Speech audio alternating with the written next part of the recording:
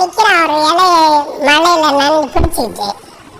இப்ப போறவங்க அந்த பொண்ணு நின்னுல என்ன போறேன் ஏமா நீ தாண்டி போச்சன்னா அப்படின்னு கூப்பிடும்போது அந்த கையை நீட்டி கூப்பிடும்போது இந்த வலையில நான் போட்டிருக்கேன்னு அந்த கையை காட்டி காட்டுறான். இது போல உலகத்துல ஒரு கவிதை எவனே இருந்து அவனுக்கு தோணிருக்கு கேட்டா எனக்கு பாட்டே எடுக்க வராதும்பான். அவன் மாதிரி யாருக்கும் பாட்டு எடுக்க வராது. ஆனா அங்க இருக்கிறதுல பெரிய படைப்பு.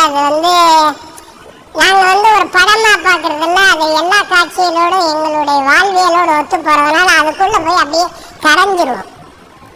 அது அப்படி ஒரு படைப்பு. இந்த வட சென்னையில 2வது பாகம்னு போட்டு ஏமாத்திட்டான்.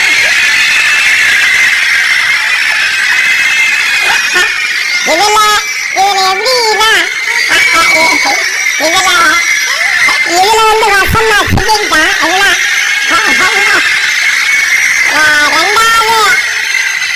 ரெண்டாவது பாகத்துல கொஞ்சம் எடுத்து விட்டுருப்பான்.